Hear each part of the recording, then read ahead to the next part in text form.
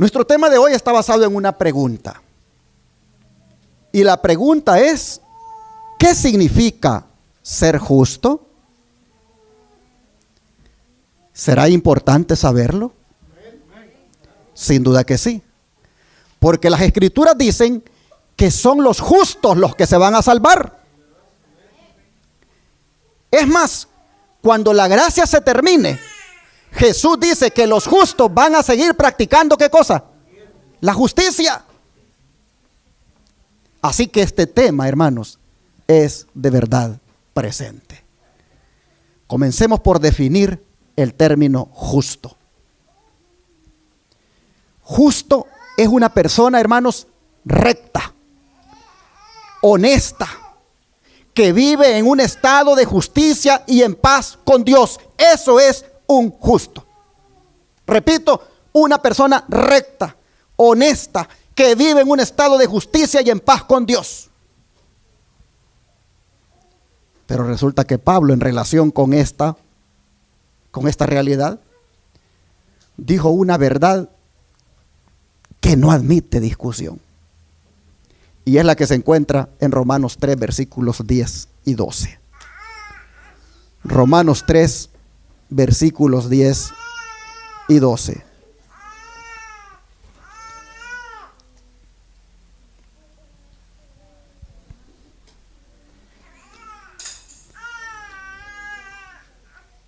Como está escrito, no hay justo ni aún uno. No hay quien entienda. No hay quien busque a Dios. Todos se desviaron. A una se hicieron inútiles. No hay quien haga lo bueno. No hay ni siquiera uno. Oh, hermanos. Y cuando Pablo decía esto, él estaba citando el Salmo 14 del 1 al 3. Vamos para allá. El Salmo 14, versículo 1 al 3.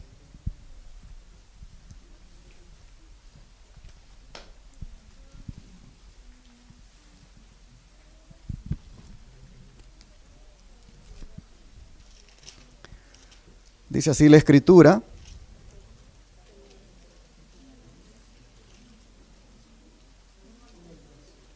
Salmo 14, versículos 1, 2 y 3.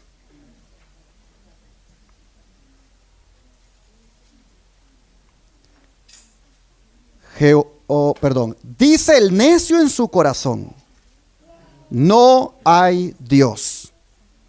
Se han corrompido, hacen obras abominables, no hay quien haga el bien.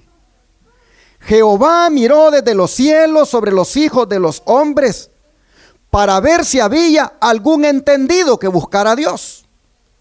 Todos se desviaron, a una se han corrompido. No hay quien haga lo bueno, no hay ni siquiera uno. Esta era, hermanos y hermanas, la palabra que Pablo citaba en Romanos. En Romanos capítulo 3, versículo 10 al 12. Interesante que Pablo recurría a los salmos para darle validez a su acusación de una pecaminosidad universal que ha existido a lo largo de la historia. Esta comprobación bíblica, hermanos, destaca que aún el pueblo escogido tenía la necesidad de rectitud o de ser justo. No hay, según dice Pablo, en el pueblo escogido de sus días, es decir, el pueblo judío, no hay, dice, ninguno que posea una base de conducta justa que sea aceptable a los ojos de Dios. Pablo da a entender que si hubiese, aunque sea uno solo, pues ya se hubiera hallado. Pero no lo hay, porque todos, dice, han pecado. Y el pecado ha comenzado por la falta de entendimiento, pues dice que no hay ninguno que entienda. Y por lo tanto tampoco no hay nadie, dice, que busque a Dios, que quiera hacer la voluntad de Dios. Todos se han desviado, se han hecho inútiles. Es decir, sin provecho, inservibles, echados a perder. No hay quien haga lo bueno, ni siquiera uno, dice, remachando lo que ha mencionado en el verso 10. Y alguien podría decir, pero un momento, la Biblia registra historias de vidas de hombres y mujeres que vivieron rectamente en el temor del Señor. ¿Por qué Pablo está hablando así? Que no hay ni siquiera uno. Es más, los salmos hablan de la generación de los justos. Y Lucas, cuando hablaba de Zacarías y Elizabeth, los presenta como ambos justos delante de Dios y que andaban irreprensibles en todos los mandamientos. Sin embargo, todos estos, toda esta generación de los justos, estaría de acuerdo con Pablo al decir que ellos no constituyen una excepción de la descripción que él ha hecho de la pecaminosidad que hay en general.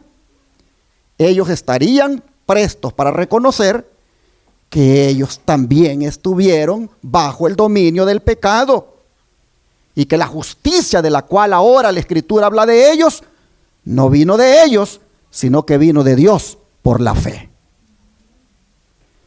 Así que, hermanos y hermanas, esto que Pablo está diciendo es aplicable para nosotros también, porque todos nosotros hemos pecado.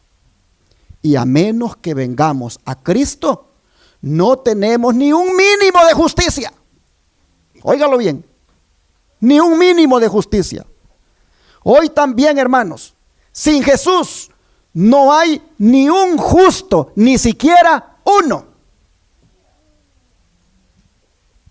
Pero esto es muy peligroso. Porque si esa es la condición, que no hay ni un justo, ni siquiera uno, sin Cristo, hay entonces, hermanos, peligro de perdición para siempre. Y no se va a ir al cielo. Así que este tema es más serio de lo que uno se puede imaginar. ¿Por qué digo que hay peligro? Porque mire 1 Corintios lo que dice, capítulo 6, versículos 9 y 10. 1 Corintios capítulo 6, versículos 9 y 10.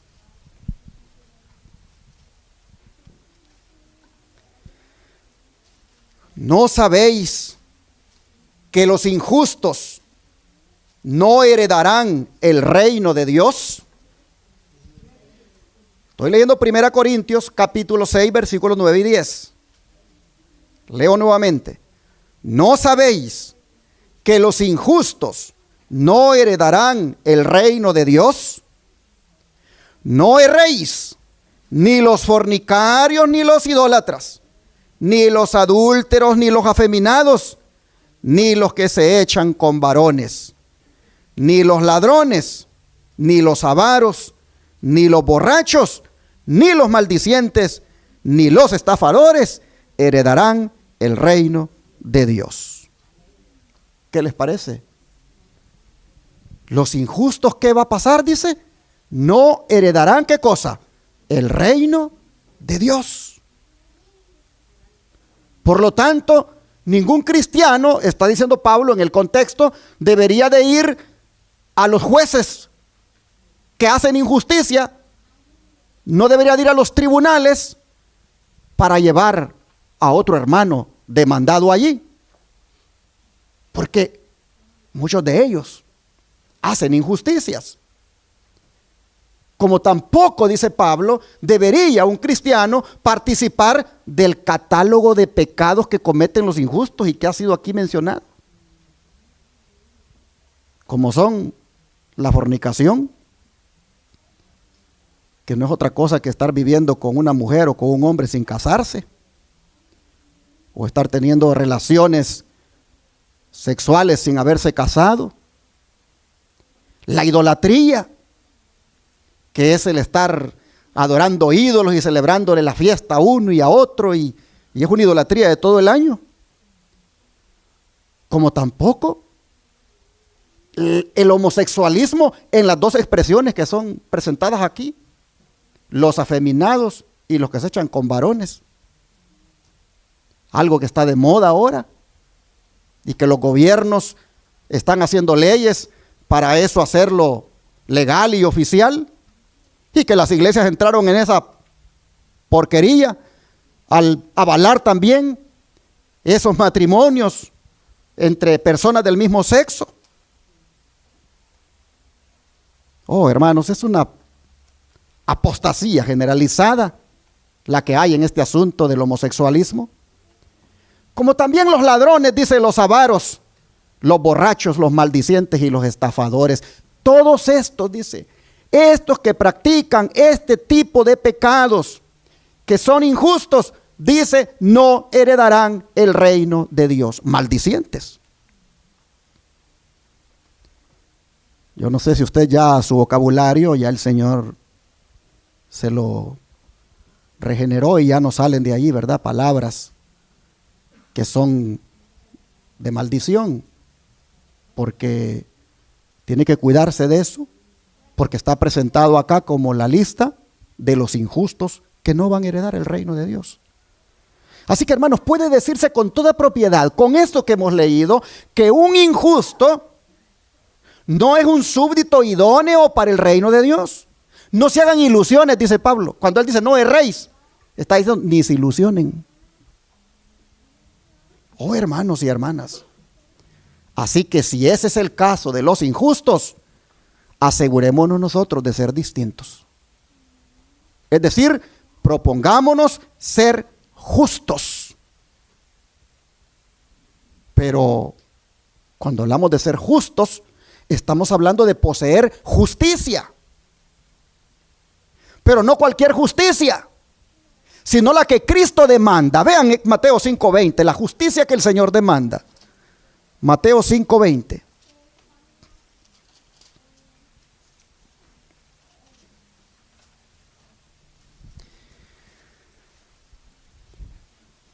Porque os digo que si vuestra justicia no fuere mayor que la de los escribas y fariseos, no entraréis en el reino de los cielos. Así que, ¿qué se necesita para entrar al reino de los cielos, hermanos? ¿Qué se necesita según ese versículo? Pero una justicia mayor. ¿Que la de quién? Que la de los fariseos. Oiga, pero si los fariseos estos se jactaban de ser irreprensibles. Y el Señor dice, pues una justicia mayor que la de esa gente es la que ustedes tienen que tener. Se lo está diciendo a los discípulos. Y cuando él hablaba de una justicia mayor que la de los fariseos, era la que los discípulos debían tener para poder entrar al reino de los cielos, ¿de qué estaba hablando él? ¿De qué clase de justicia estaba hablando? No, hermanos. Estaba hablando de la ley de Dios. Miren el verso 7, vean el contexto. Dice el verso 7.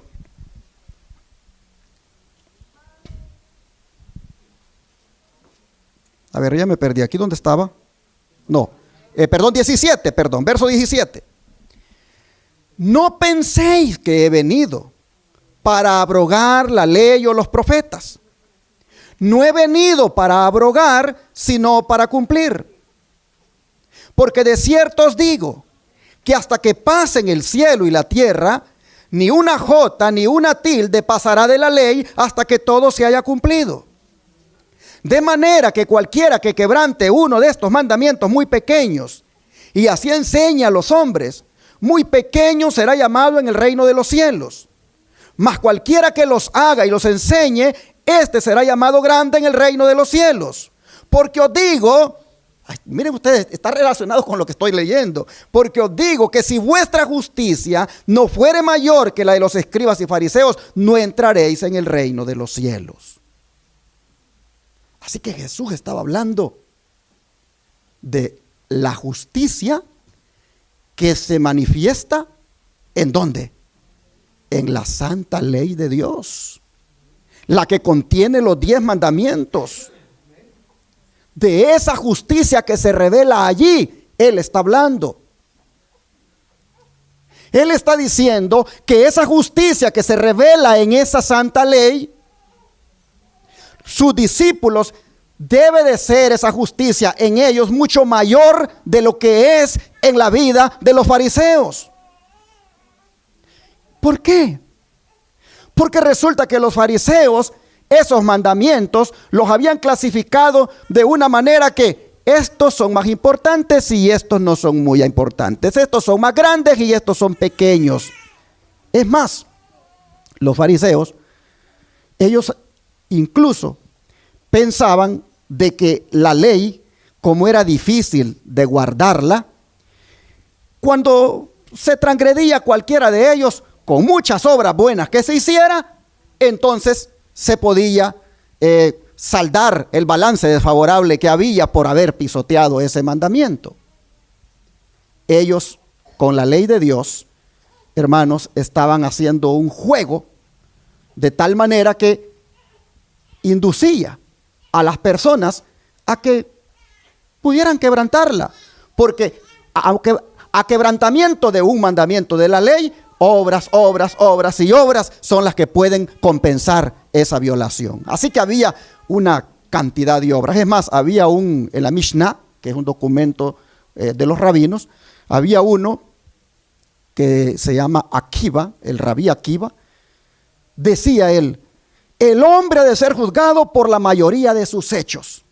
Es decir, si sus buenas acciones exceden a sus malas acciones, Dios lo va a declarar justo. Así estaba escrito en la Mishnah. De manera que para compensar las malas acciones, los escritos rabínicos prácticamente prescribían un sistema de justicia por obras.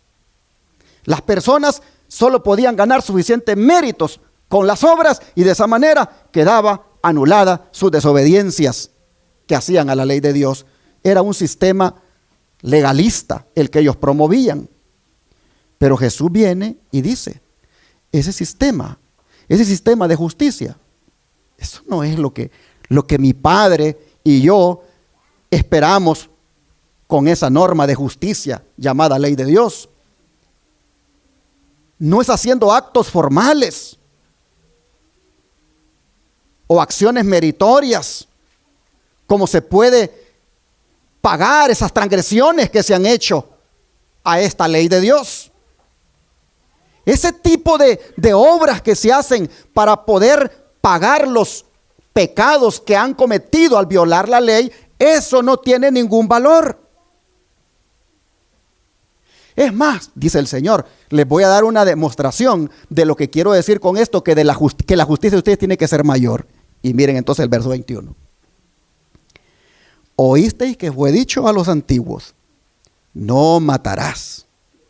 Y cualquiera que matare será culpable de juicio. Paremos acá.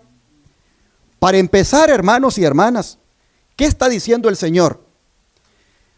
Que ustedes ni siquiera han leído los 10 mandamientos. Ustedes ni siquiera han leído lo relacionado a esa norma de justicia llamada ley de Dios. Ustedes solo han oído nada más. Oísteis que fue dicho a los antiguos: no matarás. Ustedes no lo han leído, solo lo han oído de ellos, de los fariseos. Y que cualquiera que mate será culpable de juicio. Pues bueno, dice el Señor, les voy a mostrar ahora lo que quiero decir cuando digo que la justicia de ustedes tiene que ser mayor que la de los fariseos. Porque este mandamiento, lo voy a explicar, dice Jesús, versículo 22. Yo les digo que cualquiera que se enoje contra su hermano ya es culpable de juicio. Y cualquiera que le diga necio a su hermano ya es culpable ante el concilio. Y cualquiera que le diga fatuo queda expuesto al infierno de fuego. Por tanto, si traes tu ofrenda al altar y ahí te acuerdas de que tu hermano tiene algo contra ti, deja allí tu ofrenda delante del altar y anda, reconcíliate primero con tu hermano y entonces ven y presenta tu ofrenda. Oh, hermanos, el mandamiento no matarás, el Señor lo está poniendo en una posición elevada. Y está haciendo que la justicia o el principio de justicia que hay en ese mandamiento se comprenda. Les han enseñado que no maten y que si matan son ya reos, son delincuentes y por lo tanto les espera un juicio. Pues yo les voy a decir, dice el Señor, que con solo que se enojen contra alguien, ya ustedes quebrantaron el mandamiento de no matar. El asesinato, les está diciendo, es el resultado del enojo. Nadie mata a otro alegre. Nadie mata a otro con un espíritu contento. Lo hace diabólicamente, lo hace con una ira, lo hace porque el enojo lo llevó a hacer ese asesinato. Así que yo voy, dice el Señor, a pedirles que la justicia de ustedes sea mayor que la de los fariseos, en el sentido de que ustedes ni siquiera se anden enojando con otro. Hermanos y hermanas, si pensáramos en esto con la profundidad que el Señor lo está presentando, pensaríamos 2 veces para andar enojados con la esposa y por 5 días, por una semana o por un rato ahí, y mucho menos, hermanos, con que se nos vayan a salir palabras hirientes. Hay que tener cuidado, hermanos. Cuando nos enojamos con el esposo, con la esposa, y de la palabra, de la boca de nosotros salen palabras hirientes, despectivas, el Señor está diciendo, ya mataron. Díganle estúpido a alguien de enojados, ya mataron, dice el Señor. Pero ¿cuántos hogares hay donde se perdió el control y en ese momento salen unas cosas ahí de la boca? Ya mataron, dice Jesús. Cuando yo les estoy diciendo que la justicia de ustedes tiene que ser mayor que la de los fariseos, quiero llegar hasta allí, a que no le den cabida al enojo. Mucho menos tratar despectivamente a su prójimo, llámese esposa, esposo, hijos o cualquier otra persona. Cuídese de eso, porque si lo hace, transgredió la ley. Y no venga después con ese formalismo trayendo los diezmos y las ofrendas, cumpliendo con eso, porque esa es una justicia farisaica. Si ese es el caso, no entregue los diezmos y ofrendas y vaya y reconcíliese primero con esa persona y entonces traiga la ofrenda, porque el Señor se la va a recibir con gusto. Eso es la justicia mayor que la de los fariseos, la que el Señor buscaba. Es más fácil traer aquí los diezmos y las ofrendas y todo el mundo ve, ¿verdad? Que pues mire el hermano, ¿verdad? Bien fiel con Dios. A lo otro, despojarse de ese enojo, de ese orgullo, de esa rencilla, eso es más difícil, pero eso es lo que el Señor pide. Así que hermano, hermana, examinémonos ahora y miremos cómo estamos. Si hay alguien por ahí que no lo tragamos, como decimos, ¿verdad? No lo podemos pasar. Tengamos cuidado y pidámosle a Dios que nos ayude, que nos quite eso. Y se va a quitar si lo vamos a buscar o le damos una llamadita y le decimos, ¿sabes qué, hermano, hermana? Yo tengo algo aquí en mi corazón contra ti y yo quiero decirte que me perdones por sentirlo. Pero no puedo estar más así. Te pido perdón. Y va a ver usted qué paz va a sentir. Y el mandamiento no matarás, usted ya no será culpable de estarlo transgrediendo. Así que aquí el Señor está hablando de lo que quiso decir con una justicia mayor que la de los fariseos. Pero miren este otro mandamiento, versículo 27. Oísteis que fue dicho, no cometerás adulterio. Pero yo os digo que cualquiera que mire a una mujer para codiciarla, ya adulteró con ella en su corazón. Por tanto, si tu ojo derecho te es ocasión de caer, sácalo y échalo de ti, pues mejor te es que se pierda uno de tus miembros y no que todo tu cuerpo sea echado al infierno. Y si tu mano derecha te es ocasión de caer, córtala y échala de ti, pues mejor te es que se pierda uno de tus miembros y no que todo tu cuerpo sea echado al infierno. Los fariseos, ellos su matrimonio lo basaban en Deuteronomio 24. Pero Jesús les está diciendo El matrimonio no se basa en Deuteronomio 24. El matrimonio se basa en Génesis. El matrimonio que vale y que Dios aprueba es el matrimonio que se hace de acuerdo al principio que Dios estableció en el Edén. Pero los fariseos no, ellos no iban al Edén cuando se trataba del matrimonio. Iban allá de Deuteronomio y allí leían lo que por tolerancia Moisés les había permitido, que dieran carta de divorcio, y ahí se andaban divorciando a cada rato por cualquier cosa. Y entonces decían ellos, pues adulterio. Adulterio es porque o me fue infiel y por eso me voy a divorciar. Oh, hermanos, Jesús les dijo, si adúlteros son ustedes con solo mirar con deseos, con solo codiciar a una mujer. Si ustedes quieren cumplir el 7º mandamiento, tienen que cumplir también el 10º. En el 10º yo enseño que no hay que codiciar la mujer de tu prójimo. Y si tú quieres respetar el 7º de no cometer adulterio, respeta el 10º. ¿Y cómo se respeta el 7º y cómo se respeta el 10º? Teniendo cuidado con el nervio óptico. Porque por el nervio óptico, allí te mete el adulterio el diablo. Miras a una mujer por segunda vez, la primera no se puede evitar, pero le echas otra mirada, ya. Dice el diablo, por el nervio óptico.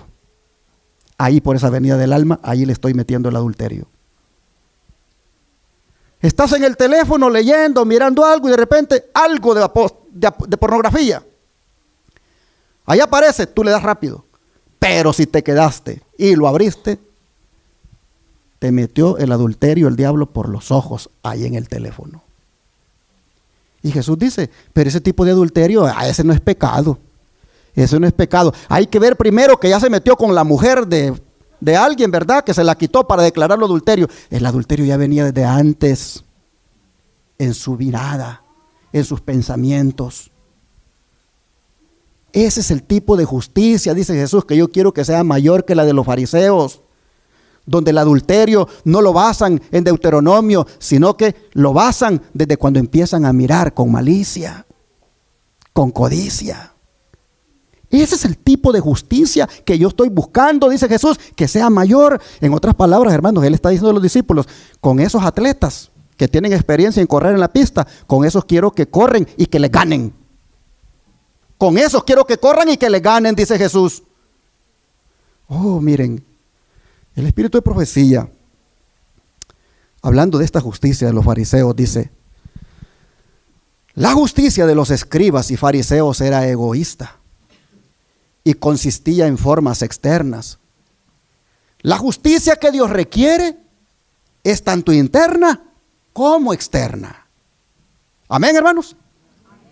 ¿Cómo es la justicia que Dios requiere? Tanto interna como externa. Debe purificarse el corazón. De lo contrario, Cristo no podrá ser entronizado allí. La vida debe conformarse con la voluntad de Dios. Eso es la justicia interna, la que se conforma con la voluntad de Dios, la vida de la persona. Pero también se nota, por supuesto, ¿verdad? Como resultado. Dice, las formas externas no pueden ocupar el lugar de la piedad interior. Los maestros judíos se exaltaban a sí mismos como justos. Llamaban malditos a todos los que eran diferentes a ellos. Y les cerraban las puertas del reino de los cielos, declarando que no eran justos los que no habían aprendido en sus escuelas. Pero con todas sus críticas y exigencias, con todas sus formas y ceremonias, eran una ofensa para Dios. Rebajaban y despreciaban precisamente a los que eran preciosos a la vista del Señor.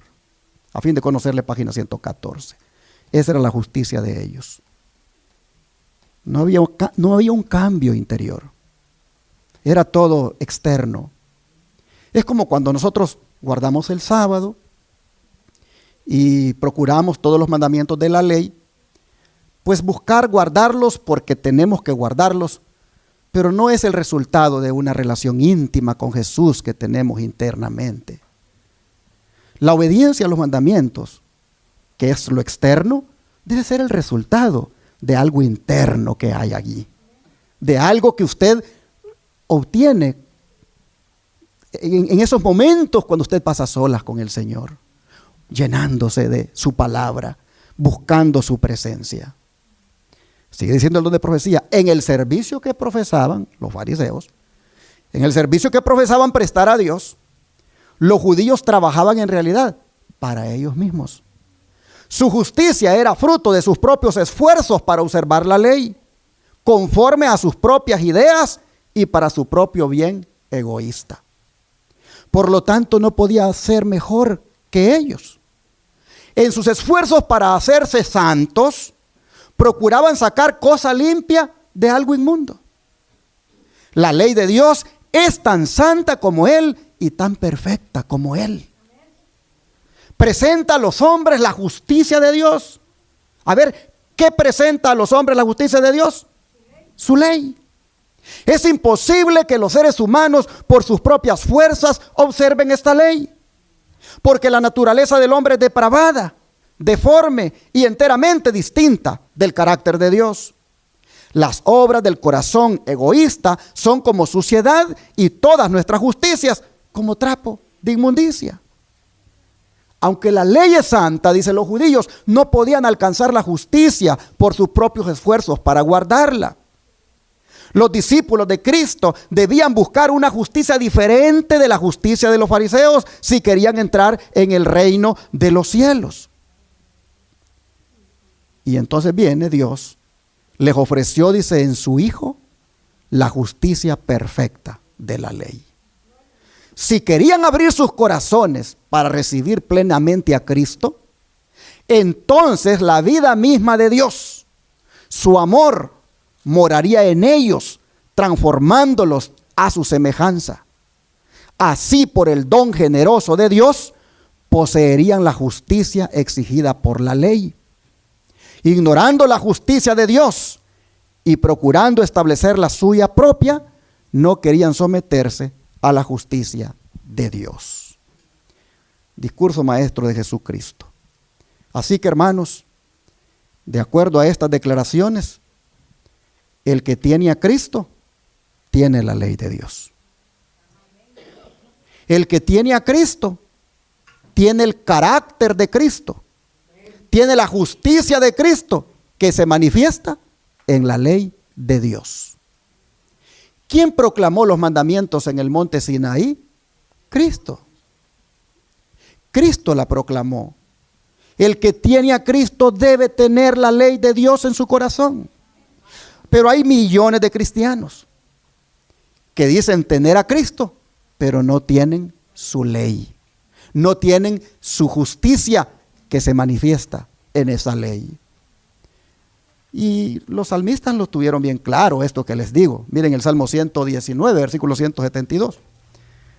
¿Cómo decía aquí el salmista? Salmo 119, versículo 172.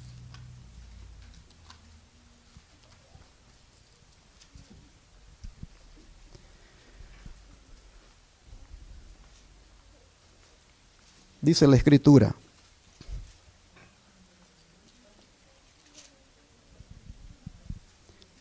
hablará mi lengua tus dichos, porque todos tus mandamientos, ¿qué cosas son? Justicia. El salmista sabía y entendía que todos los mandamientos de la ley de Dios son ¿qué cosa? Justicia. Hermanos, los mandamientos no solo son justos, sino que son la esencia misma de la justicia. Pablo decía, la ley es santa y el mandamiento santo, justo y ¿qué? Y bueno. ¿Por qué? ¿Por qué el mandamiento es santo, justo y bueno? Porque es un reflejo del carácter de Dios. La ley es una transcripción del carácter santo y justo de Dios. Así que debiéramos amoldar nuestra vida de acuerdo a las instrucciones de la ley de Dios. ¿Quieres la justicia de Cristo? En la ley de Dios se revela su justicia. Hay dos expresiones, hermanos, de la justicia de Dios. Una es su ley y otra es su misericordia. En ambas se expresa la justicia de Dios.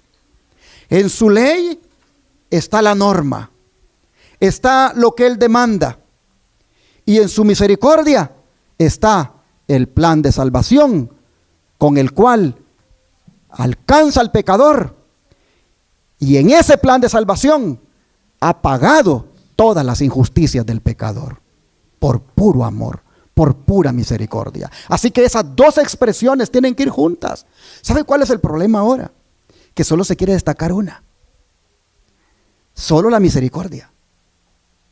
Y millones de iglesias hay destacando una parte de la justicia de Dios, su misericordia, la que se revela en su misericordia, pero la que se revela en su ley, esa no la están destacando. Más bien están induciendo a las personas a que pisoteen esa ley. Dice el don de profecía: tener justicia es hacer lo justo. Entraña, obedecer a la ley de Dios. Pues en dicha ley se hallan los principios de la justicia. ¿Dónde se hallan los principios de la justicia? En la ley. La Biblia dice: todos tus mandamientos son justicia. Lo acabamos de leer. Con su ejemplo, dice, Cristo enseñó a los hombres a obedecer aquella ley. En su vida se revela la justicia de la ley. ¿En la vida de quién se revela la justicia de la ley? En la vida de Cristo. Tenemos hambre y sed de justicia cuando deseamos conformar todos nuestros pensamientos, palabras y actos con los de Cristo. Porque toda la vida de Cristo giró en torno a la ley. Pero lamentablemente esto no se enseña en los púlpitos de hoy. Solo se promueve la gracia. Pero una gracia que se ocupa como excusa para andar en el libertinaje. Y ya lo había mencionado el apóstol Judas, eso en su carta. Vamos allá a la carta de Judas, versículo 4. Judas, versículo 4.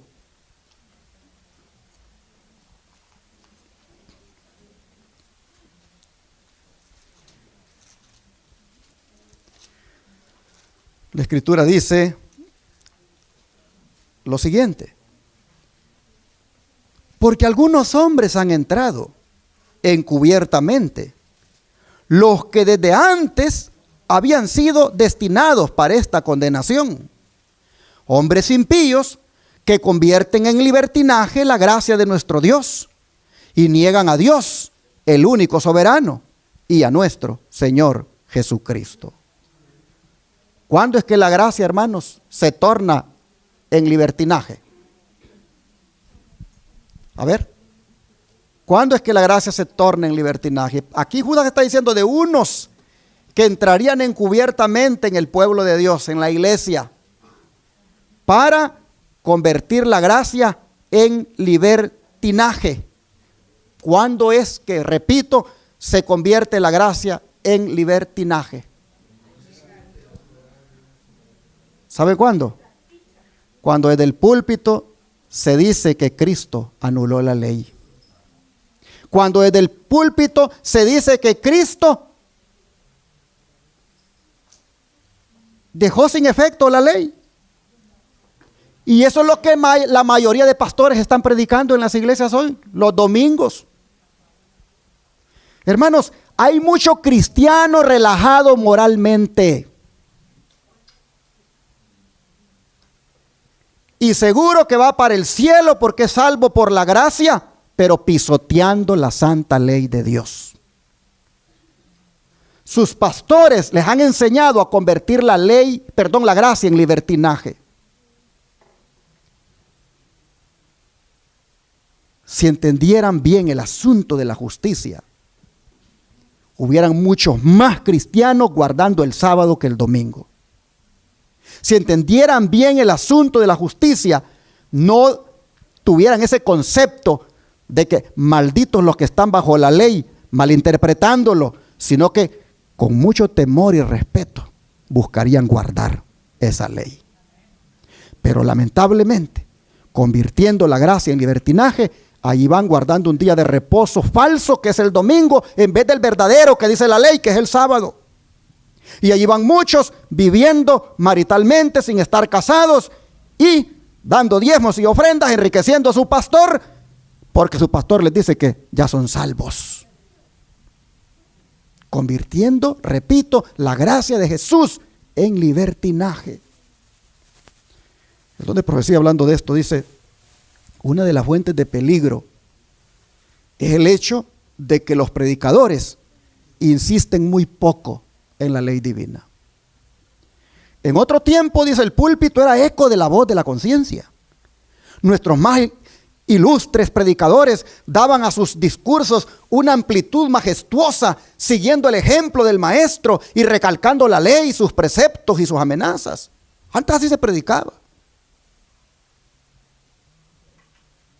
Repetían, dice, las dos grandes máximas de que la ley es fiel trasunto de las perfecciones divinas y de que un hombre que no tiene amor a la ley tampoco lo tiene al evangelio. Así se predicaba antes en los púlpitos. ¿Por qué? Porque la ley, tanto como el evangelio, son un espejo que refleja el verdadero carácter de Dios. El evangelio refleja su amor inmensurable y la ley refleja su justicia inmensurable. Pero hoy no se destaca ambas cosas. Y este peligro, dice, arrastra a otro.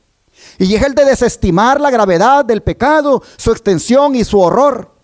El grado de culpabilidad que acarrea la desobediencia a un mandamiento es proporcional al grado de justicia de ese mandamiento. Cada mandamiento es un principio de justicia.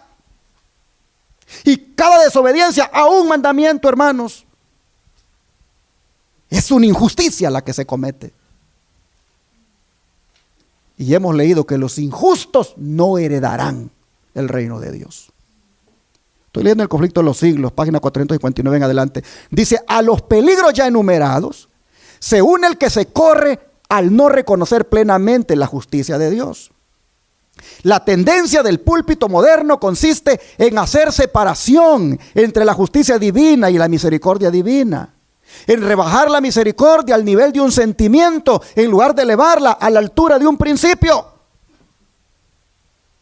El nuevo prisma teológico separa lo que Dios unió. ¿Es la ley divina un bien o un mal? Es un bien. Luego la justicia es buena, pues es una disposición para cumplir la ley. De la costumbre de tener en poco la ley y justicia divinas, el alcance y demérito de la desobediencia humana, de esa costumbre los hombres contraen fácilmente la otra costumbre, de no apreciar la gracia que proveyó expiación por el pecado, sino hacer más bien lo que dice Judas: convertirle en libertinaje. Así se pierde el evangelio su valor e importancia en el concepto de los hombres, que no tardan en dejar a un lado hasta la misma Biblia. Muchos maestros dicen religión, pastores, los que enseñan religión, aseveran que Cristo abolió la ley por su muerte y que desde entonces los hombres se ven libres de sus exigencias. Algunos la representan como yugo enojoso y en contraposición con la esclavitud de la ley presentan la libertad de que se debe gozar bajo el evangelio. Pero no es así, dice, como los profetas y los apóstoles consideraron la santa ley de Dios. No, David dice: andaré con libertad porque he buscado tus preceptos. El apóstol Santiago, que escribió después de la muerte de Cristo, habla del decálogo como de la ley real y de la ley perfecta y la ley de la libertad. Si había sido abolida con la muerte de Cristo, ¿por qué Santiago, después de la muerte de Cristo, viene exaltando la ley y diciendo que es ley real y diciendo que es perfecta y que es de la libertad? Donde queda su argumento de estos pastores que dicen que con la muerte Cristo la abolió, si este apóstol años después venía a destacarla. Y el vidente de Patmos, imagínense ustedes, 100 años después, el vidente de Patmos, o sea, Juan, medio siglo después de la crucifixión, 50 años, dice: pronuncia una bendición sobre los que guardan sus mandamientos, para que su potencia sea en el árbol de la vida y que entren por las puertas en la ciudad. Si realmente estaba abolida la ley con la muerte de Cristo, ¿por qué 50 años después de la crucifixión del Señor, Juan en la isla de Patmos dice, son bendecidos, son bienaventurados los que guardan los mandamientos? El aserto de que Cristo, dice, abolió con su muerte la ley de su Padre, no tiene fundamento. Si hubiese sido posible cambiar la ley o abolirla, entonces Cristo no habría tenido por qué morir para salvar al hombre de la penalidad del pecado. La muerte de Cristo, lejos de abolir la ley, prueba que ella es, ¿qué cosa? Inmutable, que no ha cambiado. El Hijo de Dios, dice, vino para engrandecer la ley y hacerla honorable. Él dijo, no penséis que vine a invalidar la ley. Hasta que pasen el cielo y la tierra, ni siquiera una jota ni una tilde pasará de la ley. ¿Por qué dice eso? Porque la jota en el alfabeto hebreo era la letra más chiquitita. Y la tilde era un medio puntito allí. Pues ni eso, ni la jota ni la tilde pasará de la ley hasta que todo se haya cumplido. Yo no vine a cambiar la ley, yo la proclamé en el Sinaí como principios eternos. Y con respecto a sí mismo dice, me complazco en hacer tu voluntad, oh Dios mío, y tu ley está en medio ¿de dónde? De mi corazón, dice el Salmo 48. La ley de Dios por su naturaleza misma es inmutable, es decir, no cambia. Es una revelación de la voluntad y del carácter de su autor. Dios es amor y su ley, ¿qué cosa es? Amor. Sus dos grandes principios son el amor a Dios y al hombre. El amor, pues, es el cumplimiento de la ley, dice Pablo en Romanos 13:10. El carácter de Dios es justicia y verdad.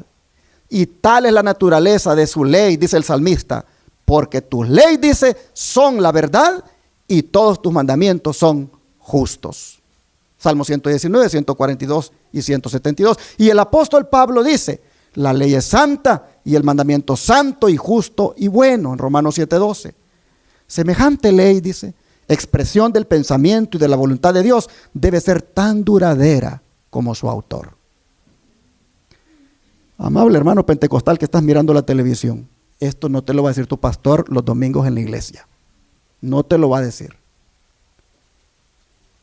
La iglesia que destaca estas verdades es la iglesia de Apocalipsis 12:17.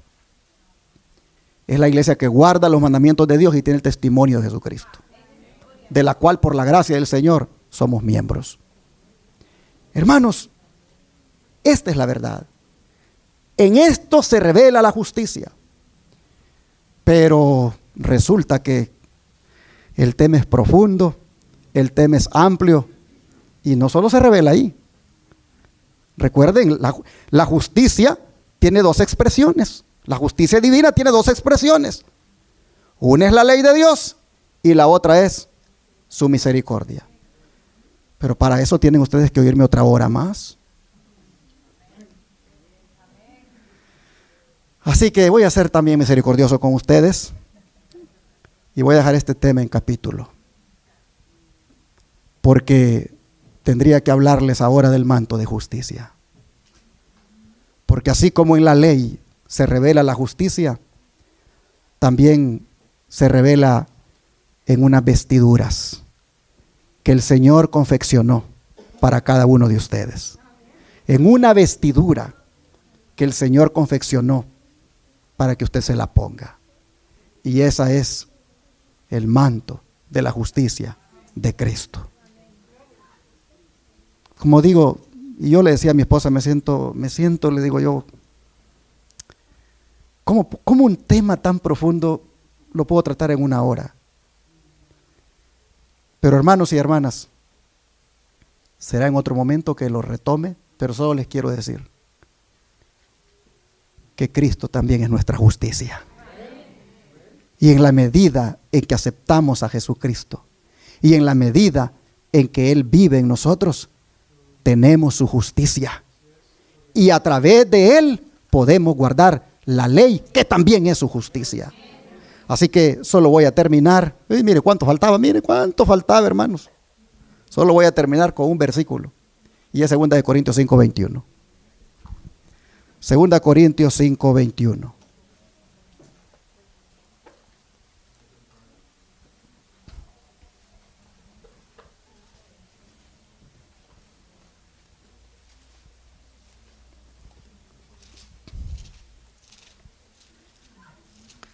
Dice la Escritura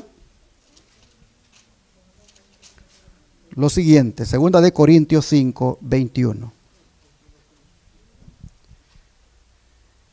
Al que no conoció pecado, por nosotros lo hizo pecado, para que nosotros fuésemos hechos justicia de Dios en él. En Cristo Jesús, hermanos y hermanas, alcanzamos la justicia.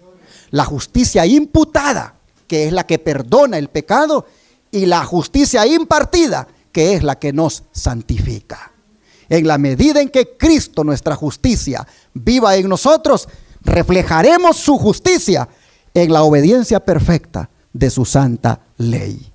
¿Qué significa ser justo?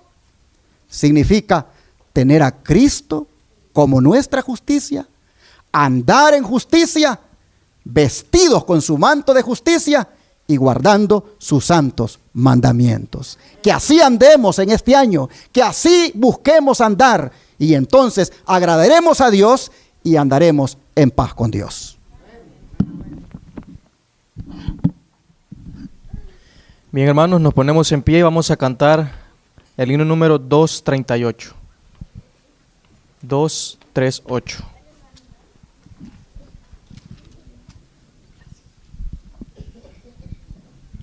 Himno número 238.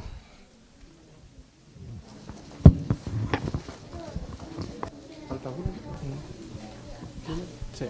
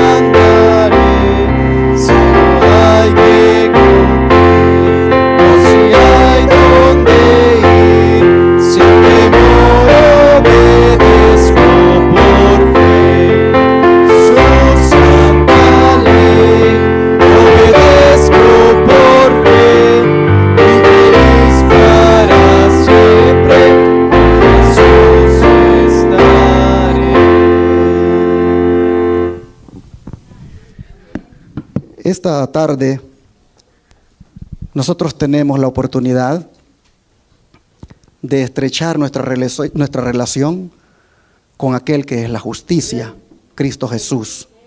Hoy conmemoraremos la cena del Señor. ¿A qué hora la anunció, hermano Gaudencio? A las 3. Bueno, vamos a hacer el bautismo.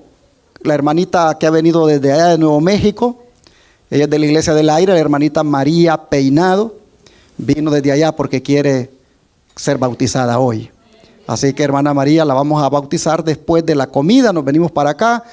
A eso de las 2:30 creo que podríamos estar haciendo el bautismo para que a las 3 pasemos a lo que es la cena del Señor.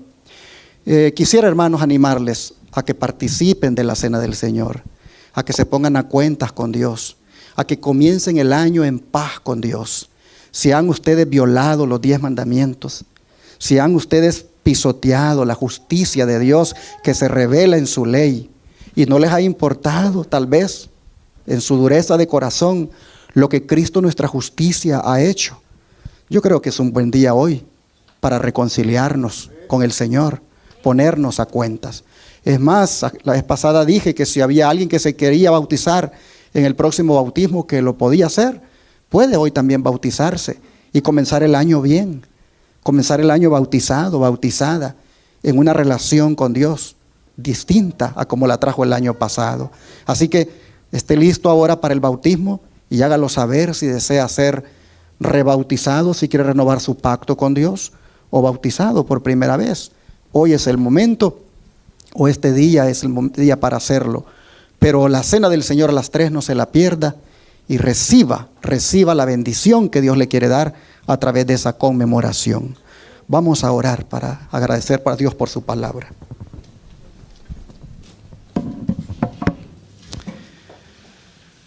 Padre nuestro que está en el cielo, te damos gracias, Señor, en esta hora, porque nos has hecho ver qué significa ser justo. Y es andar en justicia, andar en paz contigo y tenerte a ti como nuestra justicia. Hoy, Señor, destacamos esa expresión de tu justicia como es tu ley. Cómo tú esperas en relación con esa ley que nuestra justicia sea mayor que la de los fariseos. Cómo tú quieres que los principios de justicia que hay en cada mandamiento los apliquemos a la vida de una manera que vivamos conforme a ellos. Oh Dios, en esta hora te rogamos que nos ayudes para que en este año nosotros nos propongamos vivir justamente, vivir en justicia, ser de la generación de los justos. Ayúdanos, Señor, a practicar la justicia, a vivir de tal manera que reflejemos tu justicia en nuestra vida. Ayúdanos, Padre, para que tu justicia se haga ver en nuestra manera de vivir. Padre, te agradecemos, porque en ti nosotros vemos el reflejo de esa justicia, porque tú fuiste muy fiel en guardar perfectamente tu santa ley. De manera que te pedimos que podamos imitarte, que podamos tomarte a ti como el modelo, y mirándote a ti, cómo guardaste la norma de justicia, así también la guardemos nosotros siguiendo tu ejemplo. Te agradecemos por tu palabra, lo suplicamos en el nombre de Jesús. Amén.